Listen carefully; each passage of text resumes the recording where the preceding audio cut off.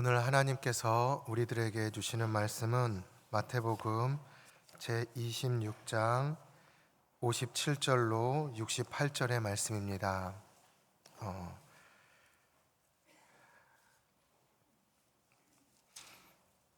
57절부터 68절까지 제가 하나님의 말씀을 받들어 읽도록 하겠습니다. 예수를 잡은 자들이 그를 끌고 대제사장 가야바에게 가니 거기 서기관과 장로들이 모여 있더라. 베드로가 멀찍이 예수를 따라 대제사장의 집들에까지 가서 그 결말을 보려고 안에 들어가 하인들과 함께 앉아 있더라. 대제사장과 온 공회가 예수를 죽이려고 그를 칠 거짓 증거를 찾음에 거짓 증인이 많이 왔으나 얻지 못하더니 후에 두 사람이 와서 이르되 이 사람의 말이 내가 하나님의 성전을 헐고 사흘 동안에 지을 수 있다 하더라 하니 대제사장이 일어나 예수께 묻되 아무 대답도 없느냐 이 사람들이 너를 치는 증거가 어떠하냐 하되 예수께서 침묵하시거늘 대제사장이 이르되 내가 너로 살아계신 하나님께 맹세하게 하노니 내가 하나님의 아들 그리스도인지 우리에게 말하라. 예수께서 이르시되 내가 말하였느니라. 그러나 내가 너희에게 이르노니 이후에 인자가 권능의 우편에 앉아 있는 것과 하늘 구름을 타고 오는 것을 너희가 보리라 하시니 이에 대제사장이 자기 옷을 찢으며 이르되 그가 신성 모독을 하였으니 어찌 더 증인을 요구하리요. 보라, 너희가 지금 이 신성 모독하는 말을 들었도다. 너희 생각은 어떠하냐? 대답하여 이르되 그는 사형에 해당하니라 하고 이에 예수의 얼굴에 침 뱉으며 주먹으로 치고 어떤 사람은 손바닥으로 때리며 이르되 그리스도야 우리에게 선지자 노릇을 하라. 너를 친 자가 누구냐 하더라. 아멘. 할렐루야. 우리 서림교회 고난주간 특별 새벽 기도회 가운데 하나님께서 선한 능력으로 함께하고 계심을 믿습니다. 우리 시편 46편 5절 말씀 읽어볼까요? 하나님이 그 성중에 계심에 성이 흔들리지 아니할 것이라. 새벽에 하나님이 도우시리로다. 아멘. 저는 새벽의 어두움을 좋아합니다. 어두움이 가득한 만큼 세상과 사람이 안 보이기 때문입니다. 그렇기에 사람과 세상의 방해를 받지 않고 하나님께만 집중할 수 있습니다. 그러한 점에서 새벽은요, 하나님이 더 잘 보이는 시간입니다. 우리가 새벽에 나와 하나님을 만날 때 우리의 삶이 예수님의 말씀으로 채워져 어두움은 떠나가고 하나님의 은혜로 밝은 빛이 떠오를 줄 믿습니다. 여러분, 그 벌에는 두 가지 종류가 있는 것 아시죠? 네. 일벌과 여왕벌이 있습니다. 여러분, 그런데 이 두 가지 벌이요, 같이 태어날까요? 아니면 일벌은 일벌로 태어나고 여왕벌은 여왕벌로 태어날까요? 어떨 것 같으세요? 저는 일벌은 일벌로 태어나고 여왕벌은 여왕벌로 태어나는 걸로 알고 있었습니다. 왜냐하면 크기가 너무 다르고 또 생김새도 다르고 또 하는 일도 다르기 때문이죠. 그런데 학자들이 연구한 결과를 보니까요, 이 두 가지 벌이요, 태어날 때는 똑같이 태어난다라는 거예요. 이게 일벌인지 여왕벌인지 구별이 안 된다는 거예요. 그런데 어떤 벌은 여왕벌이 되고 어떤 벌은 일벌로 성장해 간다라는 것이죠. 그런데 이 벌이 이렇게 나누어지게 되는 이유가 뭐냐 하면, 태어났을 때, 이 벌들이 태어났을 때 로얄 젤리를 많이 먹은 벌이 뭐가 되는가 하면 여왕벌이 된다라는 거예요. 그리고 이 로얄 젤리를 적게 먹으면 적게 먹을수록 이 벌이 일벌이 된다라고 하는 거예요. 여러분, 정말 신기하지 않습니까? 제가 이 벌의 이러한 성장 과정을 보면서요, 우리 인간도 똑같다라는 생각을 새삼하게 됐습니다. 여러분, 우리가 하나님의 말씀이 중요하다, 하나님의 말씀을 먹어야 한다라고 제가 자꾸 말씀을 드리는 이유가 뭐냐 하면, 우리 인간은요, 누구의 형상을 따라 창조함을 받았습니까? 하나님의 형상을 따라 창조함을 받았어요. 그래서 우리 영혼의 양식은 딱 하나밖에 없습니다. 세상 어디에서 구할 수가 없습니다. 우리의 영의 양식은 하나님의 말씀밖에 없습니다. 그래서 우리가 예배와 말씀을 사모하면서 이 하나님의 말씀을 우리가 많이 먹으면 먹을수록 우리의 영이 어떻게 되는가 하면 풍요로워지는 거예요. 풍성해지는 거예요. 충만해지는 것입니다. 그래서 세상에 있는 다른 것들을 찾지 않게 돼요. 그래서 말씀으로 말미암아 하나님의 자녀다운 영광스러운 삶을 점점 살아가게 되는 줄 믿습니다. 그러므로 우리들의 영에 꿀인 하나님의 말씀을 통해 사랑하는 우리 서림의 모든 성도님들이 하나님 나라의 로얄 패밀리가 되었으면 좋겠습니다. 그래서 저는 우리 서림교회가 이러한 하나님 나라의 로얄 패밀리, 그래서 광주를 넘어서서 우리 대한민국과 세계 열방 가운데 하나님의 거룩한 축복의 통로가 되기를 소망합니다. 근데 우리가 이렇게 될 수 있는 이유가 있더라고요. 제가 얼마 전에 과거에 사역했었던 성도님 한 분과 통화를 했습니다. 굉장히 길게 통화를 했지만 아주 짧게 요약하면 이겁니다. 우리 교회 특별 새벽 기도를 위해 이분이 기도한다라는 거예요. 그래서 제가 믿어지지가 않았어요. 뻥 아니야? 이런 생각이 들어갖고 확인차 몇 가지 질문을 했더니 찬양팀의 얼굴이 바뀐다. 그리고 또 청년들이 예배를 많이 참석하고 있다. 이것까지 알고 있더라고요. 여러분, 우리 교회 청년이 많다라는 거 꽤 먼 곳에 있는 분들도 알더라고요. 그런데 이 성도님과 제가 이야기를 나누면서 우리 교회가 은혜가 풍성하고 예수님의 사랑으로 충만한 교회로 되어가는 이유를 제가 깨닫게 되었습니다. 왜냐하면 누군가의 중보 기도가 있었기 때문입니다. 그런데 제가 우리 성도님과 같이 이야기를 나누다가 갑자기 제 마음속에 말씀이 한 구절 생각이 났어요. 로마서 8장 26절입니다. 이와 같이 성령도 우리를 위하여 도우시나니 우리는 마땅히 기도할 바를 알지 못하나 오직 성령이 말할 수 없는 탄식으로 우리를 위하여 친히 간구하시느니라. 아멘. 여러분, 그렇습니다. 우리 교회가요, 하나님의 말씀으로 하나님의 은혜가 충만한 사랑이 가득한 교회가 될 수 있는 보다 근본적인 이유가 있습니다. 그것은 무엇인가 하면 바로 지금도 우리를 위해 친히 중보하고 계시는 성령님께서 계시기 때문인 줄 믿습니다. 우리는 사실 잘 몰라요. 우리는 사실 잘 안 보여요. 그런데 성령님께서 지금도 우리 한 사람 한 사람의 마음을 꼭 붙잡고 우리들의 마음 가운데 하나님의 말씀을 공급해 주시고 우리 영혼의 로얄 젤리가 되는 하나님의 생명의 꿀의 말씀을 지금도 채워주고 계시는 줄 믿습니다. 그래서 하나님의 은혜가 이곳 가운데 풍성한 줄 믿습니다. 우리 옆 사람을 축복하겠습니다. 성도님을 위해 기도하는, 성도님을 위해 중보하는 분이 계십니다.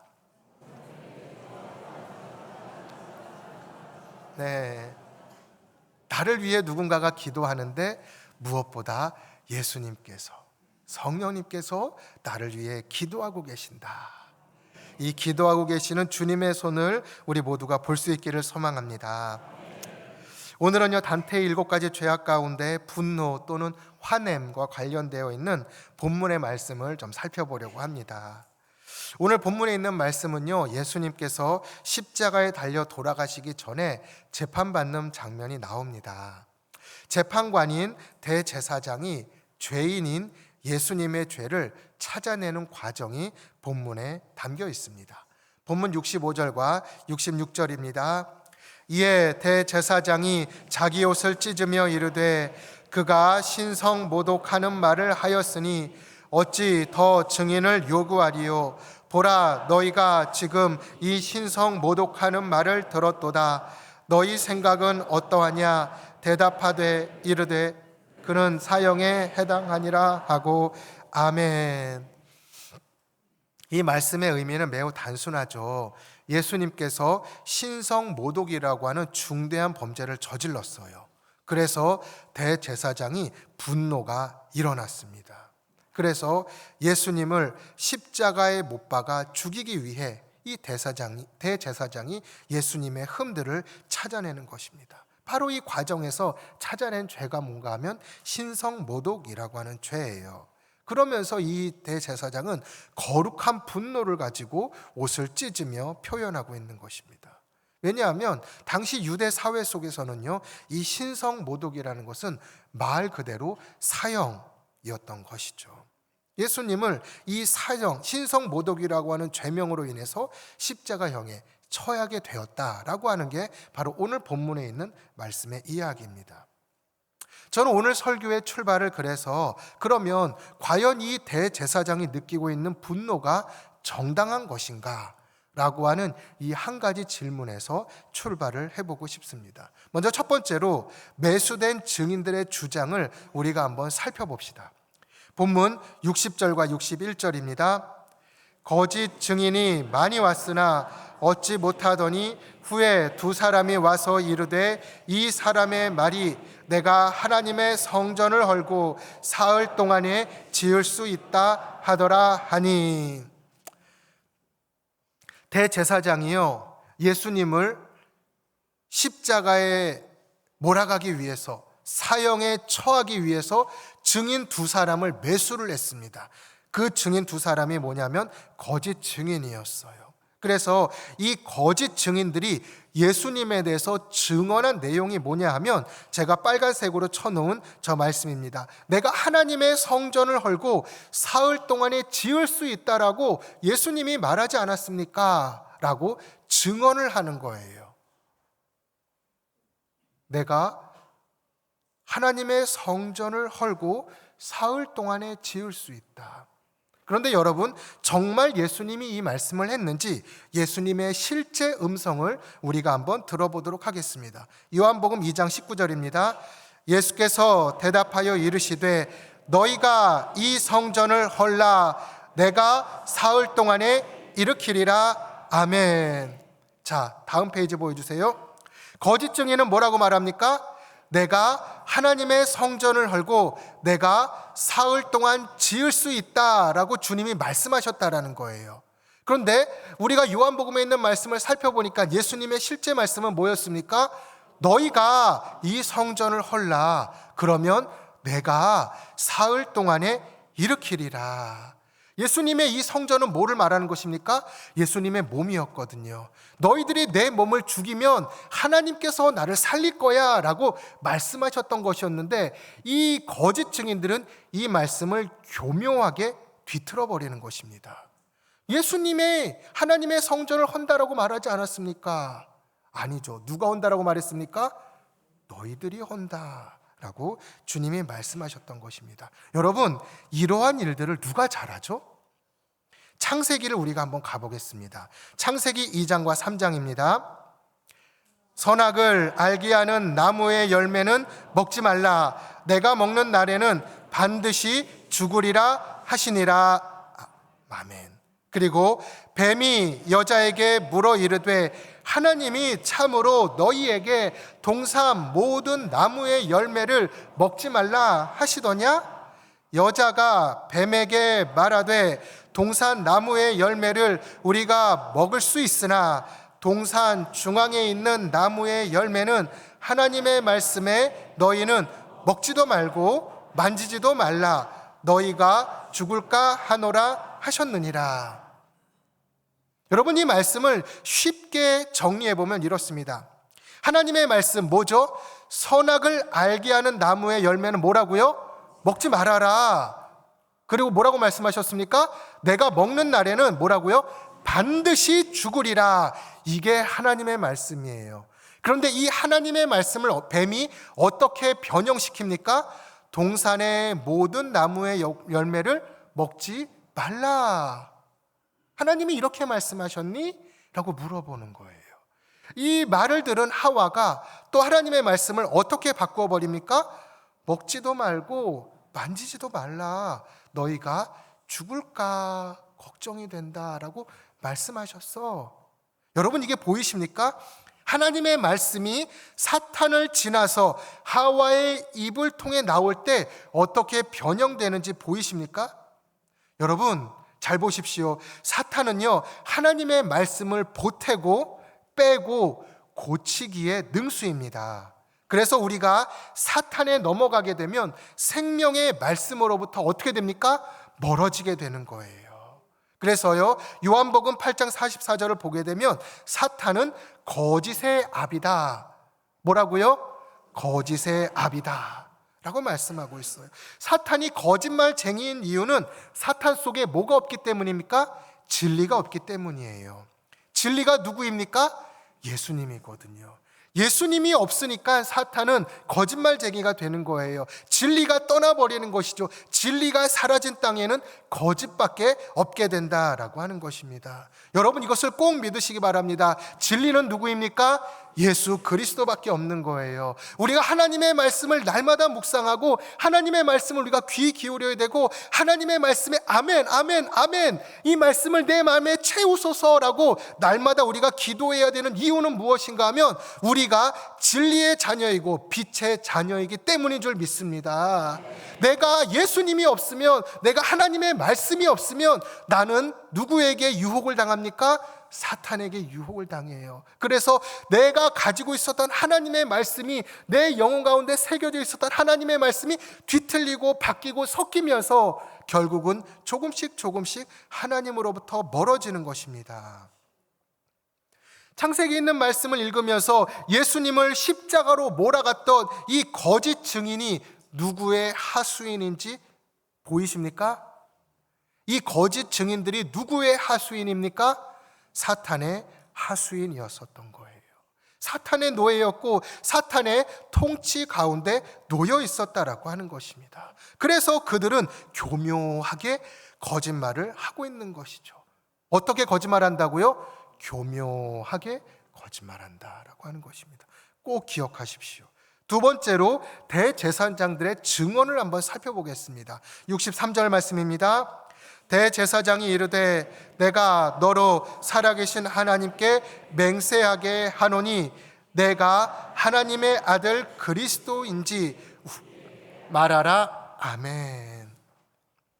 이제 대제사장은요, 예수님이 신성 모독했다라고 몰아가고 있는 거예요. 그런데 신성 모독한 이유가 뭐냐 하면 빨간색으로 뭐라고 말합니까? 네가 하나님의 아들 그리스도인지 뭐라고요? 우리에게 말하라 라고 주장하고 있는 거예요. 그런데 여러분, 여기에서 예수님께서 세례 받으실 때의 장면을 우리가 한번 기억해 봅시다. 마태복음 3장 16절로 17절입니다. 예수께서 세례를 받으시고 곧 물에서 올라오실새 하늘로부터 소리가 있어 말씀하시되 이는 내 사랑하는 아들이요. 아멘. 제가 지난번 설교 때 말씀을 드렸던 것처럼 예수님께서 방에서 예수님만 요한에게 세례를 받은 게 아니었잖아요. 백주 대낮에 수없이 많은 죄인들과 함께 요단강에서 세례를 받았습니다. 바로 이 세례를 받을 때 어디로부터? 하늘로부터 뭐가 들렸다고요? 소리가 들렸다는 거예요. 무슨 말씀입니까? 내 사랑하는 아들이다. 누가 말씀하셨습니까? 하나님께서 말씀하신 거예요. 누구에게 들렸습니까? 예수님과 함께 세례받는 모든 사람들에게 다 들렸다라고 하는 거예요. 하늘, 곧 하나님께서 친히 말씀하셨던 것이죠. 여러분, 하나님께서 말씀하신 것이 진리입니까? 진리가 아닙니까? 진리예요. 하나님께서 말씀하신 것이 진리예요. 진리가 말씀하신 거예요. 하나님께서 친히 예수 그리스도가 내 아들이다라고 확실하게 말씀하셨어요. 그런데 무슨 증거가 더 필요하겠습니까? 하나님의 말씀만큼 더 확실한 증거가 있습니까? 없습니까? 없어요. 그런데 대제사장은 모든 사람들이 들은 이 하나님의 말씀을 오늘 믿는 거예요? 못 믿는 거예요? 못 믿고 있는 거예요. 못 믿고 있는 거예요. 못 믿고 있는 거예요. 그래서 예수님한테 묻는 겁니까? 네가 하나님의 아들 맞아? 그러면 반대로 한번 생각해 봅시다. 하나님을 믿지 못하는 대제사장이 맞습니까? 대제사장이 하나님의 말씀을 믿지 못하는데 그게 어떻게 하나님의 종이 될 수 있으며 하나님 앞에서 제사할 수 있겠습니까? 설령 그가 대제사장의 옷을 입고 있다 할지라도, 제사를 지낸다 할지라도 그는 하나님을 믿지 못하기 때문에, 하나님의 말씀을 믿지 못하기 때문에 대제사장이 아니다라고 하는 것이죠.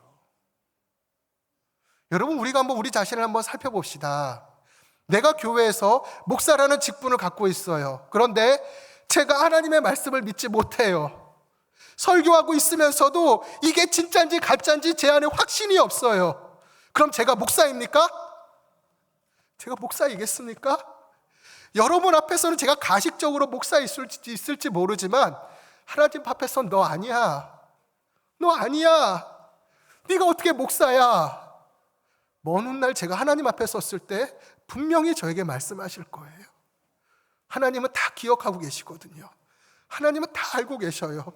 제 마음속에 지금 진리의 말씀을 제가 믿고 선포하고 있는 것인지. 똑같습니다, 여러분. 우리들도 다 직분이 있습니다. 교회 나와 어떠한 형태로든 다 봉사하고 있어요. 찬양팀으로 봉사하고 있고, 권사가 돼서 봉사하고 있고, 집사가 돼서 봉사하고 있고, 장로가 돼서 봉사하고 있고, 리더가 되어서 봉사하고 있습니다. 그래서 우리 여기 다 앉아 있지 않습니까? 그런데 여러분, 봉사하는 내가 하나님의 말씀을 정말 믿고 봉사하고 있습니까? 이 말씀이 진리라고 믿고, 이 말씀이 참이라고 믿고, 이 말씀만이 나에게 생명이라고, 이 말씀만이 나에게 진정한 양식이라고 믿고 여러분 봉사하고 있습니까? 만약 그렇지 못하다라면 이 대제사장하고 똑같은 거예요. 하나님 믿지 못하면서 너 하나님의 아들 맞아? 라고 대제사장의 거룩한 척한 옷을 입고 있는 그 모습하고 뭐가 다르겠습니까? 우리의 모습 속에 대제사장의 모습이 혹시 있지는 않습니까? 내가 사람들 앞에 거룩하면 뭐합니까? 내가 사람들 앞에서 눈물을 흘리면서 쇼하면 또 뭐합니까? 정작 하나님께서 준엄한 심판대 앞에서 나 너 모르겠어, 나 너 기억이 안 나, 나 너의 봉사가 하나도 생각이 안 나 라고 말씀하신다라면 여러분, 그때 어떻게 할 겁니까? 우리가 이 사순절 기간 내가 하나님의 말씀을 정말 믿고 있었는지, 하나님의 말씀이 정말 진리라고 내가 정말 믿고 있었는지 한번 살펴보시기 바랍니다. 자, 대제사장이 어떻게 행동하는지 한번 이제 세 번째로 살펴보겠습니다. 본문 65절입니다. 이에 대제사장이 자기 옷을 찢으며 이르되 그가 신성 모독하는 말을 하였으니. 여러분, 대제사장이요, 이제 예수님이 내가 하나님의 아들 맞아 라고 말씀하시니까 하나님께서 말씀하셨잖아, 이미 하나님이 나를 확증해 주셨잖아 라고 말씀하시니까 대제사장이 뭐 합니까? 자기 옷을 찢은 거예요. 그러면서 신성 모독하는 저 악한 죄, 저 죄인 앞에서 내가 있을 수가 없다라고 하면서 분노하면서 옷을 찢어버리는 거예요. 옷을 찢는다라는 것은 당시 그리스도인들의 그 유대인들의 문화 속에서는 분노의 표현이었거든요. 분노가 일어날 때 옷을 찢어버렸거든요. 그런데 여러분, 구약의 말씀을 하나 살펴보겠습니다. 레위기 21장 10절 말씀입니다.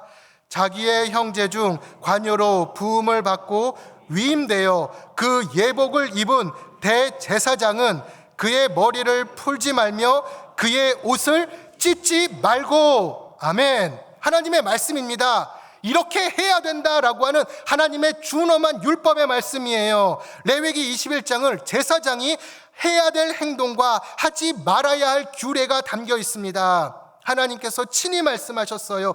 대제사장은 뭐 하면 안 된다? 옷을 찢으면 안 된다 말씀하셨습니다. 하나님께서 옷을 찢지 말라라고 말씀하셨습니다. 옷을 찢으면 될까요, 안 될까요? 안 되는 거예요. 아무리 분이 일어나도, 아무리 화가 나도, 아무리 열받아도, 아무리 수용할 수가 없어도 대제사장은 옷을 찢으면 안 되는 거예요. 왜? 하나님의 말씀이기 때문에. 그런데 오늘 본문을 보게 되면 대제사장이 뭐 했다고요? 옷을 찢었다. 왜 옷을 찢었는지 성경이 명시적으로 말씀하지는 않습니다. 그러나 추정해 보면 첫 번째로는 어쩌면 사람들에게 보여주기 위해서 그랬을 것 같아요. 신성 모독하는 예수님을 더 멋지게 표현하기 위해서, 내가 지금 이렇게 화가 났어 라는 것을 더 멋지게 표현하기 위해서 사람들 앞에서 쇼를 하고 있는 것이죠. 예수님의 죄가 이렇게 커라면서, 그래서 사람들로 하여금 흥분하도록 만들어갖고 사형에 처하라 라고 말하게 하기 위해서 어쩌면 보여주기식의 쇼였을지도 모릅니다. 둘째로, 대제사장임에도 불구하고 율법을 경홀히 여겼기 때문일지도 몰라요. 여러분, 대제사장이라면 레위기 말씀을 알아야 됩니까? 몰라야 됩니까? 알아야 되는 거예요. 모르면 안 되는 거예요. 그냥 제사장도 아니라 대제사장이에요. 몇 명 안 되거든요. 이스라엘에서도. 당연히 알아야 되는 거죠. 당연히 알아야 되는 거예요. 대제사장이라 레위기의 말씀을 당연히 알았어야 됨에도 불구하고 율법을 경홀히 여겼기 때문인 거예요. 아니면 레위기 말씀을 몰랐기 때문에 옷을 찢었다. 이게 또 말이 되는 겁니까? 대제사장이 되어갖고 레위기에 자기와 관련되어 있는 성경 말씀을 모른다? 그게 말이 됩니까? 여러분, 제가 목사로서 오늘 가운 입는 날이었네? 이러면서 제가 만약에 올라온다라면 창세기가 어디 있지? 여러분, 이게 말이 됩니까? 말이 안 되는 거예요. 레위기의 말씀을 몰랐다라는 것도 말이 안 되는 거고, 레위기의 말씀을 경홀히 여겼다라는 것도 다 말이 안 되는 거예요. 제사장이 옷을 찢었다라는 것 자체는 말도 안 되는 행동이었다라고 하는 것입니다. 그렇기 때문에 율법을 어겼다라고 하는 것은 결국 대제사장은요, 율법을 발로 밟고 올라서 있다라는 말밖에 안 되는 거예요. 얼마나 교만합니까? 얼마나 교만합니까? 얼마나 교만하길래 내가 말씀 위에 올라가서 이 말씀은 내가 지켜도 되고 이 말씀은 내가 어겨도 돼. 하나님이 옷 찢지 말라고? 그거는 평신도나 지키는 거지 내가 지켜야 돼? 여러분, 혹시 우리 가운데 그러한 마음 갖고 있는 분 안 계세요? 이거는 서리 집사들이나 지키는 거지 권사인 내가 해야 돼? 이거는 새신자가 알아야 되는 거지. 이거 무슨 내가 장로가 돼갖고 내가 이런 것까지 해야 돼? 목사가 돼갖고 내가 이런 것까지 내가 해야 돼? 아닙니다. 아닙니다. 아닙니다. 여러분, 정말 아닙니다.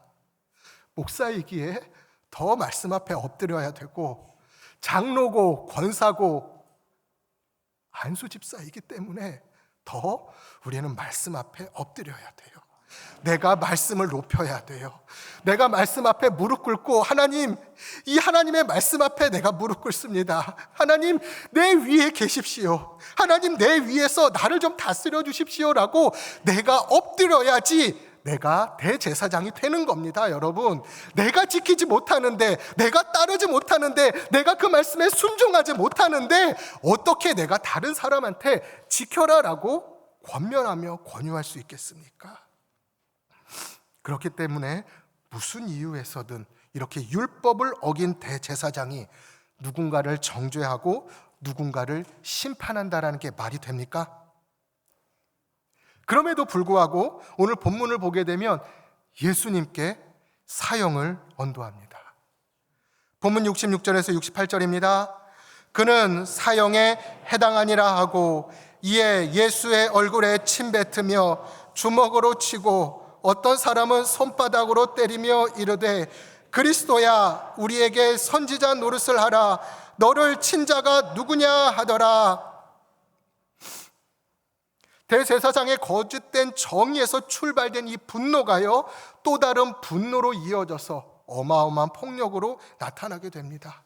예수님께서 수치와 모욕을 당하시는 것이죠. 인격적으로 참기 어려운 폭력입니다. 그런데 여러분, 이 폭력이 정당한 폭력입니까? 정당한 처벌입니까? 아닙니다. 아닙니다. 대제사장의 분노의 표현이 결국은 자신들이 가지고 있었던 종교적인 신념에 따른 표현일 뿐이었어요. 하나님의 말씀에 합당하지도 않고 하나님의 계시와 일치되지도 않고 하나님의 율법에 정합되지도 않는 그냥 자기 생각, 자기 주장일 뿐이었습니다. 말 그대로 타락한 정의였고 부당한 폭력이었으며 빛이 사라져버린 암흑이었다라고 하는 것이죠. 저는요, 그래서 이 설교를 준비하면서 어저께 너무너무 화가 났습니다. 막 분노가 일어나더라고요. 예수님께서 이렇게 말도 안 되는 정의 속에서, 아마 여러분들은 조금 잘 아실 거예요. 우리가 가지고 있는 아픈 역사, 그것만큼 예수님이 처해 있었던 상황은 말도 안 되는 상황이었던 것입니다. 말로 표현할 수 없는 부정의와 불의와 악이 가득한 세상 속에 예수님께서 놓여 있었던 거예요. 그런데 여러분, 이러한 부정의와 불의가 가득한 그곳에 예수님의 행적을 한번 살펴봅시다. 예수님의 모습을 한번 살펴봅시다. 본문 63절과 64절이에요. 같이 읽어볼까요? 예수께서 침묵하시거늘 예수께서 이르시되 내가 바라였느니라. 여러분, 딱 이 두 절밖에 없더라고요. 더 속이 상했어요. 12개의 그 길고 긴 말씀들 가운데 딱 두 절만 예수님의 행동이 나타나요. 그런데 한 절은 뭐라고요? 침묵하셨대요. 또 한 절은요, 네 말이 맞다, 네 말이 맞다 라고 말씀하시는 것밖에 없어요. 타락과 부정의가 가득한 그곳에서 우리 예수님은요, 조롱과 멸시를 당하면서도 아무런 방어를 전혀 하지 않으셨어요. 신적인 권세를 드러내가지고 저 그 부정의한 재판정, 그래서 거길 갖다 좀 혼쭐을 내줄 수도 있었을 텐데 주님은 전혀 그렇지 않았어요. 그런데 예수님께서 만약에 그 부정의를 다 드러내고 이것이 잘못된 것이다 라고 만약에 주님이 말씀하셨다라면 예수님은 좋을지 모르지만 하나님의 구원의 역사는 이루어졌을까요? 안 이루어졌을까요? 안 이루어졌던 거예요. 우리 주님은 그 재판장 속에서 주님을 본 게 아니라 하나님을 바라보았고, 그리고 2020년 우리 서림교회에 모여있는 바로 나를 위해서 그 부정의를 다 짊어지신 줄 믿습니다. 제가 과거에 신방하면서 들었던 이야기예요. 신방을 마치고 이제 권사님과 이제 식사를 식당에서 하고 있었습니다. 권사님이 약간 통통한 분이었어요. 근데 이 권사님이 식사 중에 대뜸 저한테 물어보시더라고요. 목사님, 여자가 왜 뚱뚱한지 아세요? 이러더라고요. 그래서 뭐 별걸 다 묻네 이제. 그래서 대수롭지 않게 이제 식사 중에 뭐 그런 걸 묻나 싶어가지고 뭐 많이 먹으니까 뚱뚱하겠죠. 이제 이렇게 대답을 했어요. 그랬더니 이제 이 권사님 이렇게 말씀하시더라고요. 목사님, 그게 아니라 여자는요 먹어 치워서 뚱뚱한 거예요.